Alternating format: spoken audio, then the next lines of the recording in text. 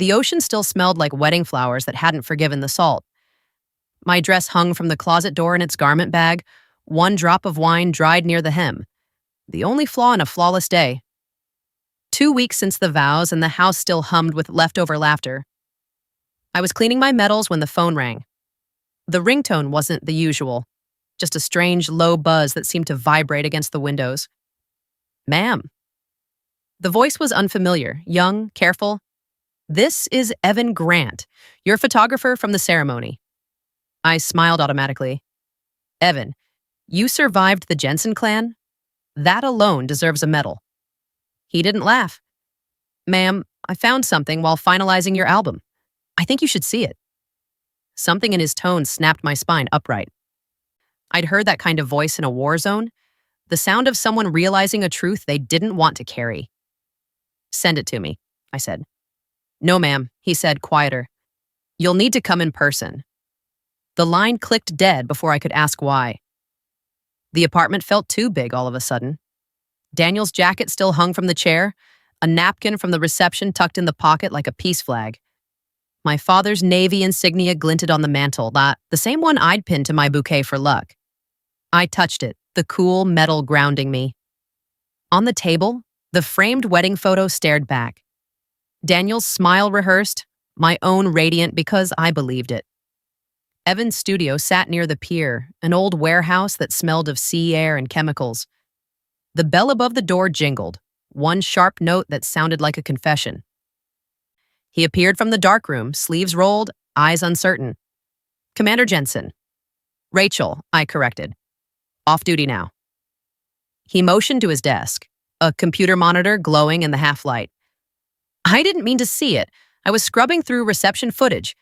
We had some noise near the speakers. The camera caught something it shouldn't have. He pressed play, static, then laughter, distant music, the low rumble of conversation. The reception tent glowed gold in the background, fairy lights trembling in the wind. The camera panned left, just a sweep between toasts. And then, Daniel, his back to the lens, his hand on someone's arm. Sarah Clark, my maid of honor. The two of them slipped behind the floral arch, silhouettes briefly joined, then parted like nothing happened. But the camera doesn't lie. It only records without mercy. The sound in the studio thickened, just the hum of the cooling fan, my own pulse. How long? I asked. Evan swallowed. Just that moment, ma'am. I wouldn't have said anything, but... I raised a hand. You did right. My throat burned with the taste of adrenaline. The kind that doesn't ask for battle, only understanding. I asked him to pause the frame. Sarah's hair was unmistakable. The same braid I'd helped fix in the dressing room hours before the ceremony. Daniel's head leaned close, words I couldn't hear pressed against air that wasn't mine. Evan's voice broke through. I can delete it. No, I said. Keep it. Time has to tell the truth. He nodded. There's more. It's on the flash drive. I transferred the raw files. He handed it over, his fingers trembling. For whatever it's worth, I'm sorry. Don't be, I said. You just developed the picture I refused to take. Back home, the apartment felt foreign. The wedding photo on the wall seemed to shift under the lamplight like it knew. I powered on my laptop, inserted the flash drive. Folders opened. Ceremony still, reception dance, tent candid. Then one labeled Simply Raw or 421 hidden. Inside were frames of laughter, motion, blurred color, until the same sequence played again, but longer. Daniel's face turned this time. Full view, expression unmistakable. Intimacy. Guilt disguised as tenderness. I shut the lid. The click echoed like a shot in a small room. The insignia on my desk caught the lamplight again. I picked it up, thumb tracing the engraved anchor. My father's voice echoed, deep, sure, from years gone. Courage isn't the absence of pain, Rach. It's what you do when the pain salutes you. I stared at the wedding ring, still on my finger. It looked less like love now, more like evidence. Mini turn. The door creaked. Daniel walked in. Windbreaker, grocery bag, smile too easy. Hey, you're up late. Thinking about the honeymoon we never got to take? I looked at him, memorizing the face that had fooled 100 people and one soldier. You remember Evan, the photographer? I asked. He grinned. Sure, why? He called today, I said. Said he found something. The smile faltered, just enough. What kind of something? I'll show you, I said, standing. Tomorrow. He nodded slowly, the way a man checks for mines before taking a step. Sure thing. I watched him disappear into the hallway. The door clicked shut and the apartment sank back into silence. I slipped my father's insignia into my pocket. The metal pressed against my leg like a secret weapon. For the first time since I'd left the teams, I knew I was about to start a mission. One with no uniform, no allies, and no promise of return. Outside, the waves broke against the pier. I opened the laptop again, hit replay, and watched until dawn. When the screen finally went black, I whispered to no one. Mission accepted. Morning crawled in like an uninvited guest. Light spilled across the kitchen tile, touching everything except the chair Daniel had left pushed back. His coffee mug sat half drunk, the ring of cold black liquid circling like evidence. I sat across from it, uniform of habit, black hoodie, hair tied, hands still. The laptop waited on the counter, screen closed, flash drive still inside like a live grenade I wasn't ready to pull again. The ring on my finger weighed wrong. Every time I turned my wrist, it caught the light like an accusation. When the clock struck 7, I called my mother. Rach, she answered, voice husky from early coffee. You sound like deployment news. Not that kind, I said. The silence between us was short, surgical. Then come home, she said.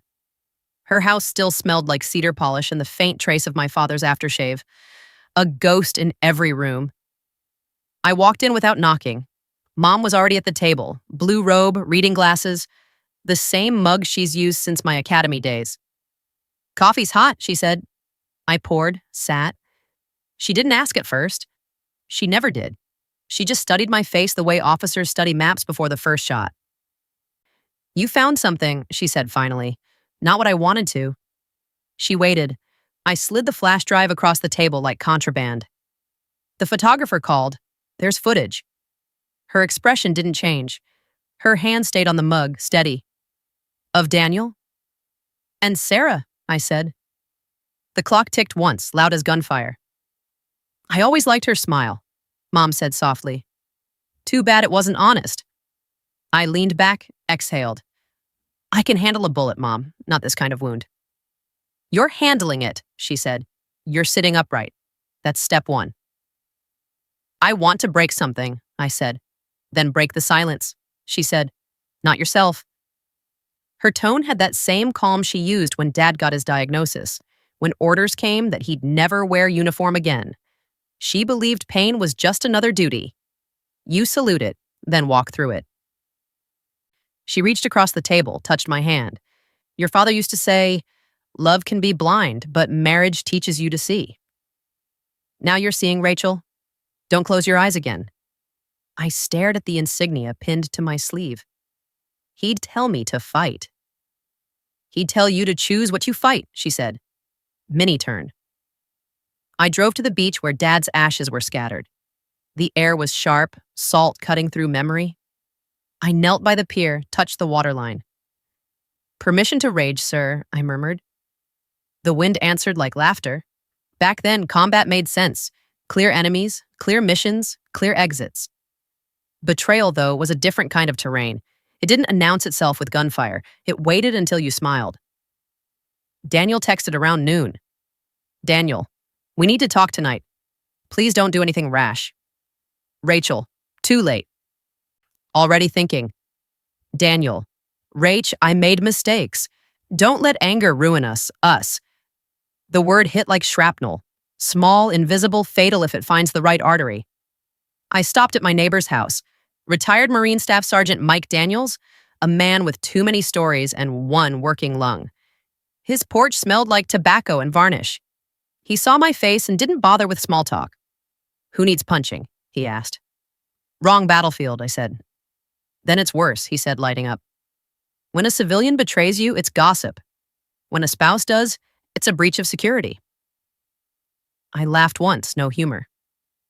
You think I should fight back? He puffed, exhaled smoke through memory. You trained for revenge your whole life. Trouble is, vengeance isn't tactics. It's poison. I'm not angry, I said. He smirked. Then why are your fists closed?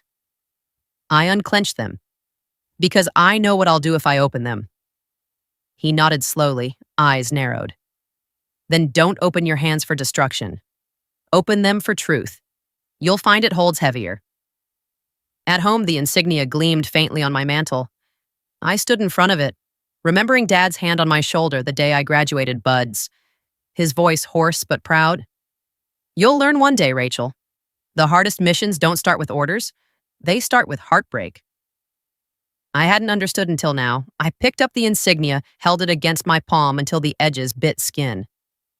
For courage, he used to say. Not revenge. I repeated it until my voice steadied. For courage, not revenge. The air in the apartment changed. Less heavy, more alive. Minnie turned. Evan texted again. Evan. Ma'am, there's something else. Receipts from Sarah's Dropbox. I think Daniel's signature's on them. You'll want to see. I stared at the phone. The mission had just shifted. This wasn't just betrayal of a vow. It was treason of character and maybe of law. I called him back. Send everything, I said. Every file, every image. I'll take it from here. That night, I opened Daniel's office drawer while he showered. Passwords came easily. Soldiers remember patterns. Inside, printed invoices, matching Evan's receipts, defense contractor names, Sarah's event company logo. I took photos with my phone, each click of the shutter, a small act of reclamation. He emerged in a towel, stopped cold. Rach, what are you doing? Inventory, I said, of lies. He stepped forward. You went through my stuff? Just the things you bought with our names on them. He sighed, lowering his voice to its practiced calm. You're overreacting. It was business, nothing personal. Affairs usually aren't personal, I said. His jaw twitched. You have no idea what stress I've been under. You think combat's stressful? I said quietly. Try living with a woman who can spot a lie faster than she can load a magazine. He froze. You're twisting this. Daniel, I said, voice low but controlled. We'll talk when I've seen all the footage. He started to protest, then stopped. The instinct of prey sensing the sniper's breath. Fine, he said, grabbing his jacket. I'll stay at the hotel tonight. The door shut. Silence moved back in, patient and kind. I sat on the couch with the flash drive again. The computer hummed to life. The same glow from before lighting my face. This time, I wasn't afraid of the images. I cataloged them like intel, timestamps, camera angles, background reflections. There was something else in one photo. A reflection in a metal serving tray behind Daniel and Sarah. A third man watching them, his face half lit. Evan? No. Someone else. Someone older. I zoomed in. The face was faint but familiar. Captain Martin Payne, Daniel's former superior, now at the contracting firm Sarah's company partnered with. The plot wasn't emotional anymore. It was strategic. Outside, the tide receded, taking foam and secrets with it. Inside, I wrote the words my father had lived by on the back of an old napkin. Mission objective, truth. Then, under it, one more, rule. No collateral damage. I slipped the insignia into my duffel bag and looked at the ring again. Still shining, still meaningless. The wedding had been flawless. The marriage was a crime scene. Tomorrow I'd start my investigation, and I'd end it with honor. I treated the apartment like a forward operating base. Clear lanes, labeled evidence, exit routes. Coffee steamed from the French press, bitter and clean. On the table, my father's insignia, the flash drive, a yellow legal pad with dates like coordinates. I slipped the insignia into my duffel so it touched the canvas with a reassuring clink. First sweep. Phones, mail, cloud. I set a kitchen timer for 40 minutes. the window before emotion fogs a mind, and started with the receipts Evan forwarded. Sarah's project folder was a nest of invoices, event rentals, consulting fees, a line item labeled logistics review paid by a subcontractor tied to defense installations. The vendor name matched the printouts from Daniel's desk. I called Evan. He picked up on the first ring. Ma'am? Rachel, I said. I need the original metadata. Timestamps, device IDs, IP logs. I can pull them, he said. I also figured out that reflection you noticed in the tray. My jaw tightened. The older man behind them? At first glance, I thought it was Captain Payne, he said. Then I compared facial marks. It isn't. Who then? Leonard Hart, CFO of Hart Stratton Logistics. He sponsored part of your reception. He paused. And he sits on 2 advisory boards for base procurement. I let the information settle like a magazine slid into place. Send me a headshot. And Evan, thanks. You don't have to thank me, he said. You hired me to tell the truth with pictures. I'm just still doing the job. I hung up and pulled Hart Stratton's profile on my laptop. Corporate site, stock images of cranes and smiling hard hats. A single buried press release mentioned strategic event partnerships with Sarah's company. There it was, the seam. Mini-turn. The door buzzer crackled to life. Mike hollered through like a radio on a bad frequency. Got smokes and a story. Open up. He stepped in trailing tobacco and salt. Update me. I gestured to the table. Vendor shell games. Sarah's consulting paid by a company that wants base access. Quid, pro, quo, he said, syllables like boot steps. He tapped the legal pad. You got dates? Tie them to emails. I'll need Daniel's laptop for that, I said. Mike grinned slow. He still uses Rach 199 like a romantic? No, I said. He uses Rach with the star. I keyed it in. It opened. A laugh escaped me, dry and surprised. Mike lifted a hand. Permission to gloat. Denied, I said. Sit. Read. We built a map. Payment flows from Hart Stratton to Sarah's LLC, calendar entries labeled vendor review that matched my deployment months, hotel receipts overlapping training rotations, subject lines with Daniel's telltale phrases, circle back, urgent, social touch, no email. Mr. Social Touch can't spell ethics, Mike muttered. He thumbed a lighter, then didn't use it. You want me on your 6 for the talk? I want you on call, I said. No cowboy runs, no collateral. He nodded, satisfied by the doctrine. You gonna throw a punch? Only if it's a slide, I said. I created a new folder, slideshow. Truth final and dropped in the frames. The tent footage, the invoices, a screenshot of Hart's hand on Daniel's shoulder in the tray reflection. Sarah's email requesting access preferences, with my wedding date in the subject line like a joke I hadn't heard yet. I organized the sequence for impact. Soft open, context, escalation, proof. Last slide. The frozen image of them slipping behind the floral arch, my bouquet visible in the corner, my father's insignia peeking out from the ribbon. Let the symbol do what fury couldn't. I called my mother. Tonight, I said, at the apartment. I need a witness who won't add fire. I'll bring lemon bars, she said. Witnesses need sugar.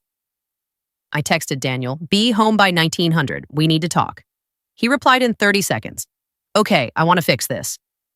I wrote back, bring yourself, leave excuses. While the slideshow rendered, I drove to Evan's studio for a projector and a neutral screen. His place smelled like stop bath and old frames. He set the gear on the counter with the reverence of a color guard laying down rifles. You don't owe me rent, I said. You'll pay me back by not letting this disappear, he said. He hesitated. You sure you don't want me there? You already are, I said, tapping the flash drive. On the way out, I passed the pier, wind slapping ropes against the posts, metal on wood, patient percussion. I reached into my duffel and pressed the insignia flat against the canvas, the way I once pressed a palm to bulkhead steel before stepping into dark water. Ritual is how courage returns to a body. Back at the apartment, I staged the room. Screen against the facing wall, couch pulled back, a single lamp on low. The space smelled like coffee gone cool and clean cotton. My ring lay on the table beside the remote like a coin no one would accept. I didn't move it. Mom arrived at 1830 with lemon bars wrapped in foil and a thermos that probably held tea and mercy. She squeezed my shoulders, then set the tray down like a sacrament. "You ready?" she asked. "Ready enough," I said. "Enough is how bridges are built," she replied, and took the far chair. Minnie turned. A message pinged. "Unknown number. Do not make this public." LH attached. A cropped photo of me at the reception, heart in the background, pretending to admire centerpieces. I showed it to Mom. "He knows I know." "And he thinks you scare," she said. I typed back, "Meeting my husband. You might want to review your ethics policy." I put the phone face down. My pulse slowed, not quickened. Threats that arrive as whispers are easiest to catalog. At 1906, the key turned. Daniel stepped in wearing apology like a fitted jacket. The room's low light caught his eyes in a way that once made me feel chosen. Now it just made shadows. "Rachel," he began. I lifted a hand. "Sit." He sat. The lamp hummed. The projector warmed, fan rising to a soft whine. I clicked the remote. The first slide washed the wall with light, a still of us at the altar. The room filled with a moment I had loved honestly. "Why are we watching this?" he asked, voice careful. "Because the story we tell about ourselves should match the footage," I said. Slide 2. Invoices? He blinked. "What is this?" "Business, Yanes," I said. "Your favorite defense." Slide 3. Hart Stratton release, Sarah's LLC, the dates coiled like snakes. Daniel swallowed. "Rach, I can explain. Save your oxygen." My tone was flat enough to lay tile on. "We're pacing." Slide 4. The tray reflection. Hart's half-lit face, his hand a blurred claim on Daniel's shoulder. Daniel flinched like the projector had thrown heat. "I was networking," he said. The phrase practiced, preloaded. "Behind a wedding tent," I said, "with my maid of honor." It landed. Silence shifted its weight. I clicked to the last frame. The tent footage. Daniel's body blocking the lens, then turning. Sarah's braid, the one I'd fixed with hands that used to suture and salute. The two of them stepping out of the camera's innocence for a minute, then stepping back in like nothing had happened on sacred ground. Daniel leaned forward, elbows on knees, breath shallow. "It started when you were deployed," he said. "It wasn't supposed to..." He stopped, the line too rotten to finish. "Stop," I said. "I'm not your chaplain. I'm your consequence." He rubbed his face. "I love you. I was stupid, scared, lonely." "Sarah was local," I said, "and lucrative." His eyes flashed. There it was, the calculation he'd been hiding under contrition. "It was business at first," he said. "Hart needed introductions. Sarah knew planning. I made connections. By selling proximity to a base," I said, "and using my name to polish it." He looked at the ring on the table. "I never meant to hurt you." "I don't care about your intentions," I said. "I care about your signatures." I set a folder on the table. He didn't touch it. "What do you want?" he asked, voice thin. "Truth on the record," I said. "Names, timelines, account access. A statement I can take to Captain Martin Payne in the morning." He blinked. "Payne? He'll crucify me." "He'll refer the case," and I said. "Crucifixion is for men with missions. You built a market." He sagged. "If I talk, Hart will bury me." "Stand up," I said, surprising both of us. He stood.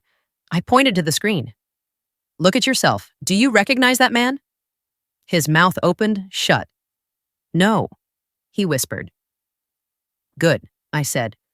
"You might have a chance to meet the one who survives this." Mom rose quietly and set the thermos on the table. Tea, confirmed. Then stepped back into the shadow like a witness who knows her lines are done. Daniel stared at her, then at me, then at the folder. "I'll write it," he said finally. "But Sarah..." "Sarah made her choices," I said. "She can write hers later. Tonight, you do yours." His hands shook. He sat, opened the folder, picked up a pen. The scratch of ballpoint on paper sounded like a hinge that had needed oil for years and finally got it. I paused the screen on our faces at the altar again, not for sentiment, but for scope. I needed the mission's edges in view to keep the center steady. Outside, the wind shifted. The pier ropes knocked the pylons in a slower rhythm, like the tide had changed its mind. I pulled my duffel close, felt the insignia through the canvas cold against my knee. The slideshow's light washed the room the color of reckoning. When Daniel finished the first page, he looked up. "What happens now?" "You tell me everything," I said. "Then you make one phone call." "To who?" "To Sarah," I said. "Invite her here, tomorrow, same hour." He swallowed. "Why?" "So you can both watch the footage," I said. "And I can ask questions without yelling." I clicked the projector off. The fan spun down, leaving the bulb's heat fading in the dark. He stared at the blank wall like it might show mercy if he waited. It wouldn't. I stood, gathered the pages, and slid them into a sleeve. The plastic rasped, precise, and final. "Get a room at the base hotel," I said. "You don't sleep here tonight." He nodded, took his jacket, and left without closing the door all the way. I shut it gently. The latch clicked. A good sound, clean and small. The ring on the table caught a last line of light, and then went dull. I picked up the remote and the flash drive and set both beside the insignia in the duffel. Tools and truth in one bag. Tomorrow, the slideshow would play again, this time with an audience of two who needed to be seen for what they were.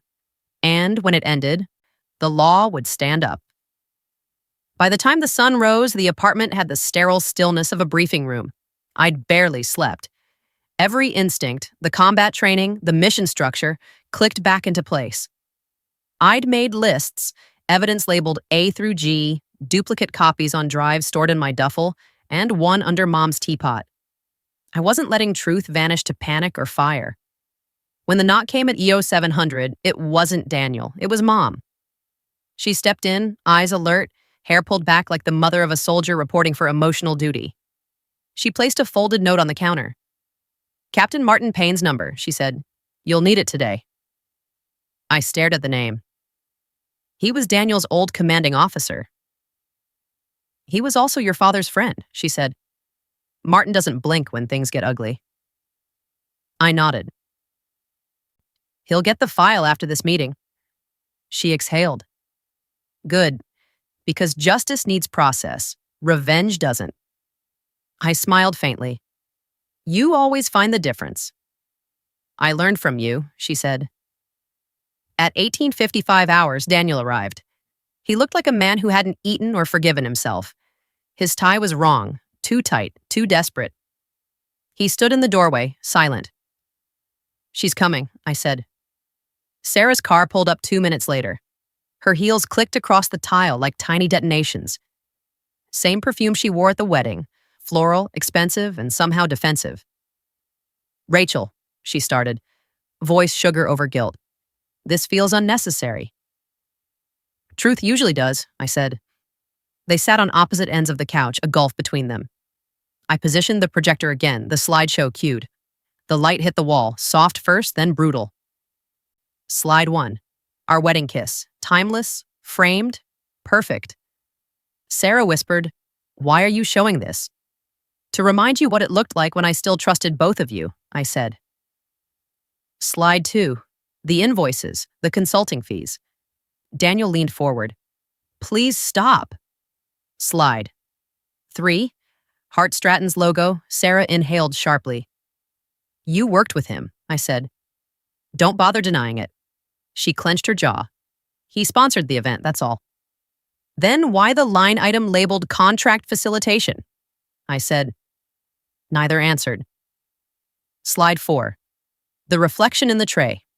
Hart's hand on Daniel's shoulder. Daniel muttered, "That's out of context." "There's no such thing when your hand is on my maid of honor," I said. The silence that followed could have cut metal. Slide 5. The footage. Daniel's hand on Sarah's arm, her turning, his face close. The archway swallowing them both, The sound of the reception laughter carried faintly through, the cruelest background music I'd ever heard. Sarah's voice broke. It was a mistake, Rachel. A moment. Moments don't have email trails, I said. You planned meetings, hotels, cover stories. You used my deployment calendar as your schedule? Daniel looked sick. I told you I'd talk, I'd sign. What more do you want? I stepped closer to the light. My shadow cut across their faces. I want acknowledgement, not of the affair, of the fraud, the company that funneled through your wedding. He stared at his hands. You don't understand how deep it goes? Then help me understand, I said, steady, mini turn. He looked up, defeated. Hart used Sarah to reach Payne. Payne greenlit certain contracts. I just connected them. Sarah handled the accounts. It was supposed to be harmless. Until it wasn't, I said. Sarah wiped her eyes. I didn't mean to betray you, Rachel.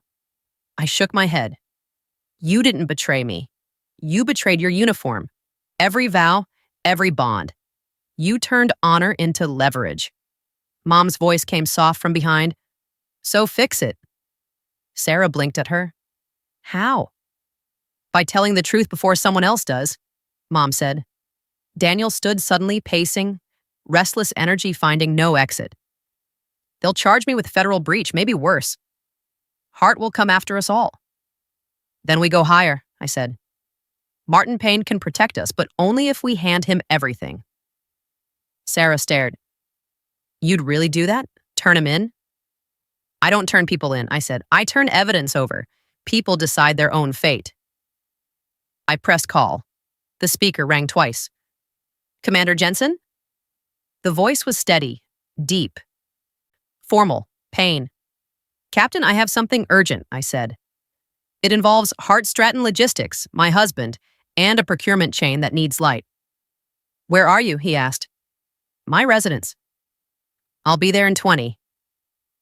Bring an empty briefcase, I said. You'll need it. I ended the call. Daniel's face lost its last color. We waited. The air inside grew thick like before a storm, stillness pretending to be peace. Mom stood by the window watching headlights approach. He's here. Payne entered in uniform, precise, silent. His presence carried the gravity of 20 years of command. Commander, he said, nodding to me. I hear you've got an intel package. I handed him the flash drive and the folder. Raw data, metadata, video, receipts. He studied the names. Hart, Clark, wait, these are familiar. Daniel flinched. Sir, it's not what... Payne's hand rose. Quiet, son. You had your chance to talk when integrity was free. He turned to me. We'll handle this from here. Are you pressing separate charges? No, I said. Just requesting acknowledgement that honor still exists somewhere in this chain. He nodded once, eyes almost kind. It will, I promise you that. Then he looked at Daniel and Sarah. You'll both need to come with me for statements. Sarah's lip trembled. Can we at least? Not tonight, he said. You've already said enough. Minnie turned. As they left, Daniel turned back to me, voice low. Rachel, I did love you. I still... Don't, I said. Save your breath for the judge. He opened his mouth again, then stopped when Payne's hand landed gently but firmly on his shoulder. The door closed behind them. The room sagged with silence again. The slideshow projector still hummed, throwing faint static light over the wall. I turned it off. Mom stood by the table, her expression neither proud nor pitying, just steady. You handled that like an officer. I handled it like a daughter, I said. Dad would have hated the scandal. He would have admired the precision, she said, touching my arm. Outside, the lights of the patrol car drifted down the street, then disappeared around the corner. I went to the pier that night, challenge coin in my pocket. Insignia pressed flat against my palm. The sea smelled of oil and truth, the kind that doesn't cleanse easily but still heals. Evan texted. Heard Payne picked up the files. Proud of you, ma'am. The picture doesn't define the day. You do. I stared at the horizon, the faint line where dark met darker. Mission complete, I whispered. I pulled the wedding ring from my pocket. For a second, the light from the pier lamp caught the diamond. One last flash before anonymity. I placed it on the railing. The wind lifted and the ring rolled once, twice, then dropped into the waves. Mini turn. Back home, I opened my father's challenge coin case. Inside the lid, his engraving. When the mission is truth, honor survives any storm. I smiled, slipped the coin into my hand, and finally felt lighter. Tomorrow, I'd report for something new, training others how to face battles that never make the news. But for tonight, I sat by the window, the slideshow files backed up, the insignia gleaming faintly in the moonlight. I wasn't a wife tonight. I wasn't even a seal. I was a soldier of truth, and truth had finally stood up. By dawn, the house had the drained quiet of a range after live fire. The projector was boxed, the couch pushed back, the screen rolled tight like a secret I no longer needed to hide. Mom brewed coffee. The smell cut through the remnants of last night's light and made the kitchen human again. Captain Payne called at 0703. "Package received," he said. "Chain of custody clean. Your husband and Ms. Clark have begun statements." "My ex-husband," I said, surprising myself with how easily the word fit. A brief pause. "Understood. Hart is being served a warrant now. You may be asked to testify." "Send me the time," I said. I showered as if I were scrubbing off a deployment. Sand that wasn't sand, smoke that wasn't smoke. The mirror cleared, leaving a face I recognized. Not pretty, not broken, just present. I placed my father's insignia on the counter. The metal kissed the porcelain with a small, clean sound. For courage, not revenge. The base legal office smelled like toner and old carpet. NCIS agents took my statement in a room with a camera eye and a table with a scar. I laid my flash drive on the formica like a coin you pay to cross a bridge. The agent's pen ticked steady. My voice stayed even. Timeline, names. The slideshow's index like coordinates. Facts marched, feelings stood at ease. Evan texted once, "I gave Payne my backups. Don't worry about redundancy." "Copy," I replied, and meant it in every language the body uses for relief. By noon, the story had crawled past the gate. Not the affair. Those rumors die fast or live forever, and neither help. What traveled was the fraud, the procurement rot. The wedding sponsorship looped into vendor introductions. I heard Hart paired with indictment in the base gym between deadlifts and breaths. The flag out front hung straight, then snapped once like it had opinions. NCIS called again. "We're referring Daniel and Ms. Clark to federal prosecutors for breach and fraud. Your testimony set the spine." I nodded at a phone that didn't care. "Good. Make the spine hold." Mini turn. The courtroom slot landed 2 days later. A preliminary hearing in town, beige walls and fluorescent truth. I wore a plain suit, no ribbons, no heat. Mom sat behind me, lemon bar container in her tote like a talisman. Evan slipped into the back row, hat in hand. Mike took the aisle seat, arms folded over a chest that had survived 3 wars and too many family barbecues.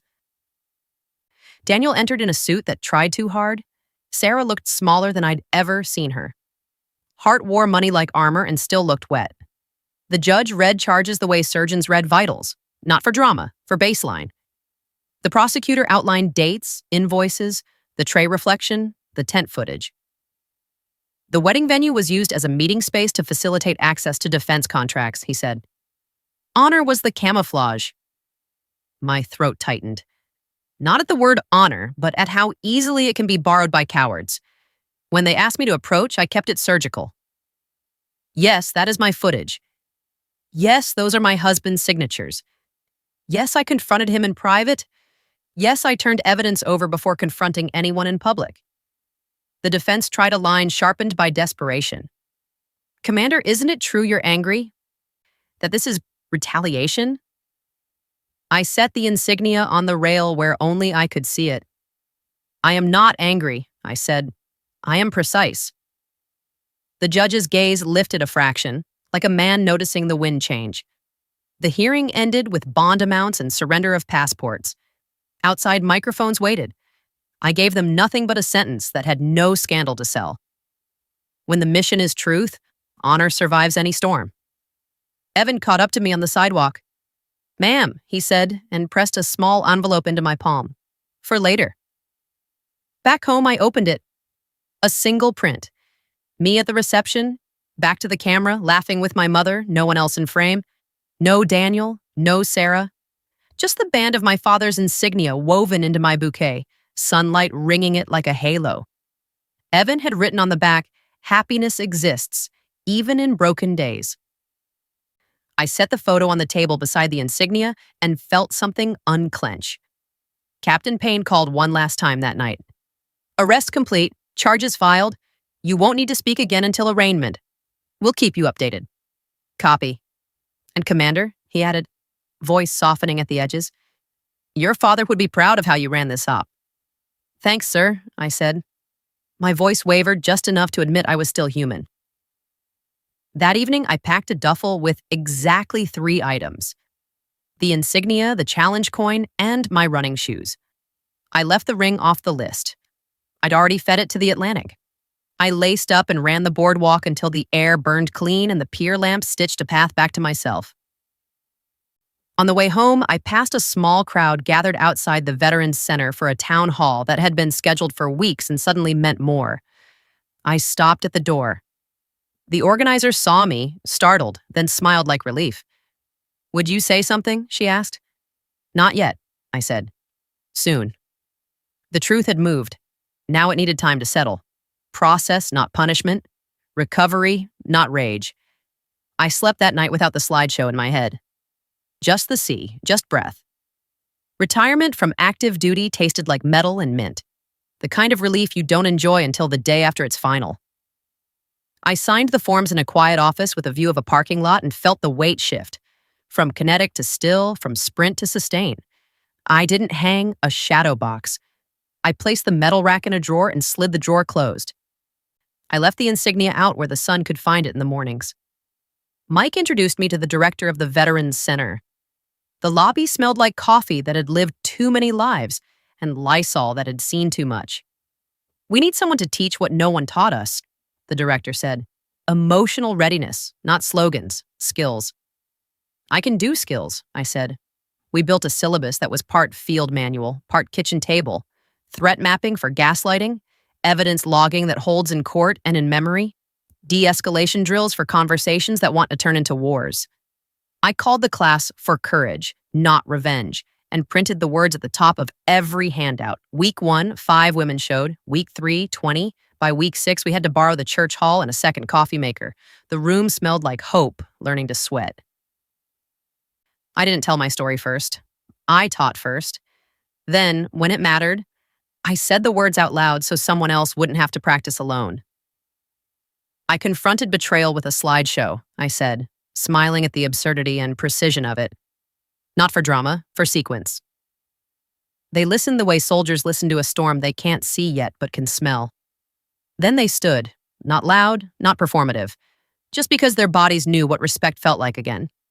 Stand. The public reaction I never asked for and finally understood. Mom came to the back of the hall on Wednesdays, with lemon bars and a face that said, less than she knew. Evan hung a series of prints in the center's corridor, photos of veterans smiling in rooms that didn't ask them to prove anything. No plaques, just frames. At the arraignment, I sat 3 rows back, unremarkable in a plain suit. Daniel kept his eyes trained on a point above the judge's head. Sarah looked at the floor most of the time. Hart stared at me once and then looked away like sunlight had found him. The judge asked if I had anything to say. I stood. I request swift, transparent process, I said. They can keep their speeches. He nodded. Granted. After, in the hallway, a young sailor's wife stopped me. Ma'am, the class saved me from burning down my life, she whispered. You gave me a checklist instead of a match. I pressed my challenge coin into her palm, just for a second. You did the work, I said. At home, my kitchen returned to smelling like coffee and bread and sometimes lemons. Mom moved into the spare room for a while. We learned the choreography of grief that isn't grief at all. just the body learning a new gait. Evan brought the finished album one Sunday and placed it on my table with two hands. "You can throw it away," he said, "or you can keep the pages that still tell the truth." We flipped slowly. I removed every image that carried a lie and built a smaller book from what remained. My mother's laugh, the way my insignia brightened the bouquet, a shot of the pier at dusk that Evan had snuck in because he understood the geometry of closure. He slid one extra print from an envelope. "My favorite," he said.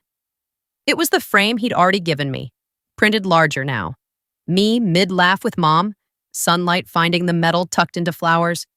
He'd captioned it in pencil at the bottom edge. Seen clearly.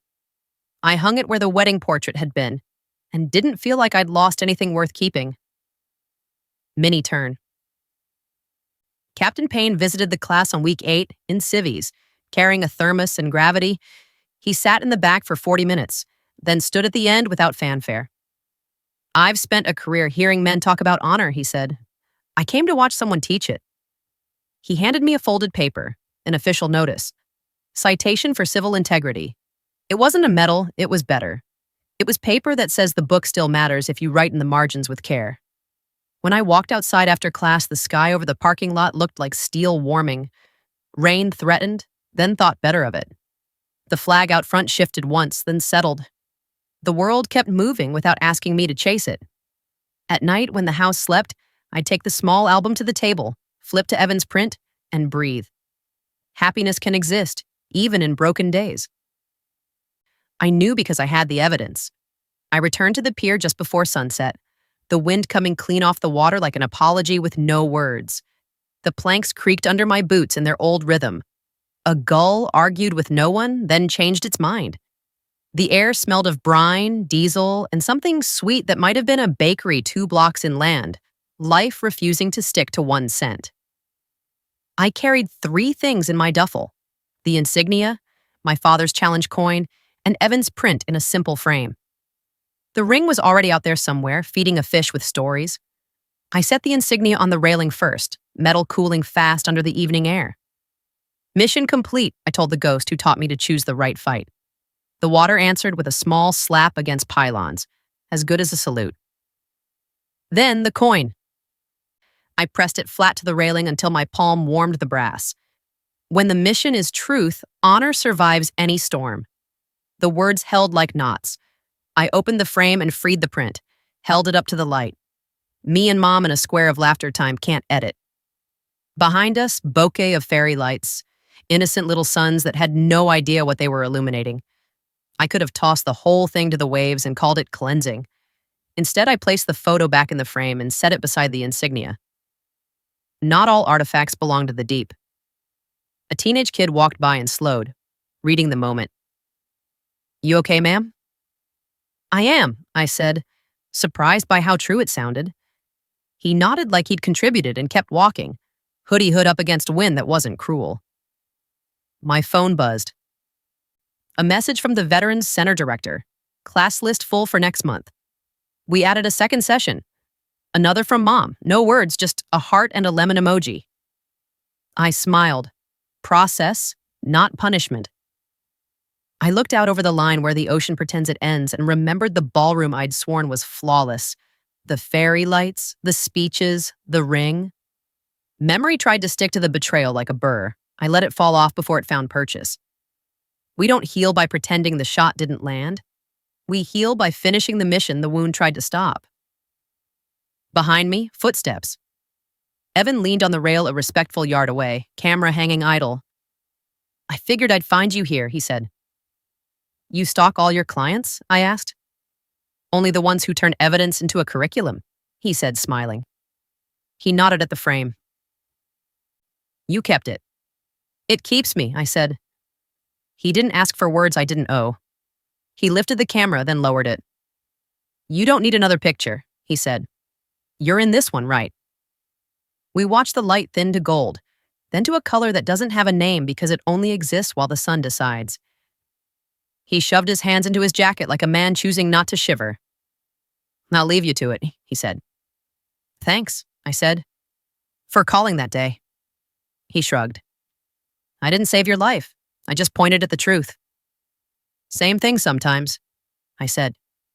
He walked off, the pier boards drumming a slow cadence under his boots. I picked up the insignia and coin and slid them back into the duffel. Left the frame on the rail a moment longer, then tucked it under my arm, too.